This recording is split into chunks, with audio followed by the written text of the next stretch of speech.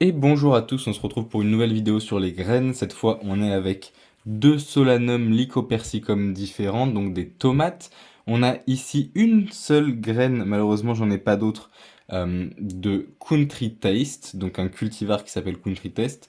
Et ici, un autre cultivar qui s'appelle Fleurette F1. En l'occurrence, ici c'est une variété population, ici c'est une F1. Il existe aussi la variété Country Taste F1, mais c'est pas celle que j'ai et celle-ci m'intéresse plus. Le fait qu'elle soit variété de population m'intéresse plus que le fait qu'elle soit F1. En ce qui concerne du coup la Country Test qu'on va ouvrir en première, alors déjà avant de parler d'autre chose, puisque sinon je risque d'oublier, on est sur une graine qui n'est pas ébarbée. Alors je sais pas si ça se verra à la caméra. Est-ce qu'il y a un côté où c'est plus visible que l'autre? Oui, ok, ce côté ça se voit mieux. Donc je vais essayer de zoomer là-dessus, si je peux zoomer. Oui, merci. Là, comme vous pouvez le voir, il y a de tout petits poils sur la graine. Les graines de tomates ont naturellement des poils, un petit peu comme les graines de carottes ou d'autres graines encore, ou même les graines qui s'accrochent à vos jeans en été, des trucs comme ça, un peu chiants. On est du coup sur une graine de tomate qui n'a pas été ébarbée, donc les poils n'ont pas été enlevés, que ce soit par un être humain ou par une machine directement. On est sur une graine du coup qui a toujours ses poils, qui peut être assez embêtante pour tout ce qui va être semoir pneumatique, etc.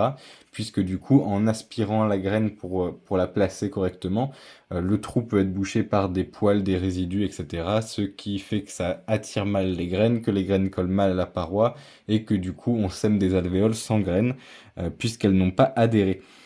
On va quand même la laisser dans son petit tube, celle-ci, puisque je n'en ai qu'une seule, je veux pas la perdre, mais je vous la laisse visible. Et on va avoir ici, hop, ah bah, justement j'en parlais, des petits poils, des petits résidus. On est ici sur une autre graine qui n'est pas bien ébarbée. Alors elle est ébarbée quand même, mais il reste des petits poils, vraiment très peu et de très petite taille. Donc ils ont été cassés mais pas arrachés. Hop, je vais vous les mettre à côté. Comme on peut le voir, c'est une graine qui est plus grosse que la Country Test et pourtant qui va faire des tomates plus petites. En ce qui concerne du coup la Country Taste, celle-ci, on est sur une variété mi-précoce de tomates indéterminées, rondes et charnues, de calibre 70-110 environ.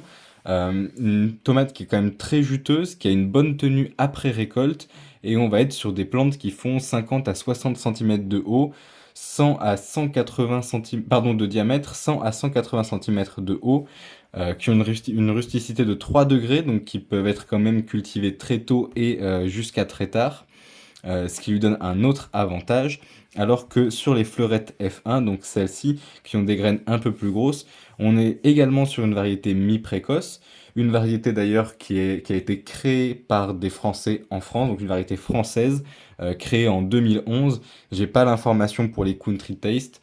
Étant donné que c'est un nom anglais, j'aurais tendance à dire que c'est plutôt anglophone, et étant donné qu'il y a country à l'intérieur, ça me fait plutôt penser à western, Texas, etc. Donc je dirais USA, mais j'ai pas trouvé l'information.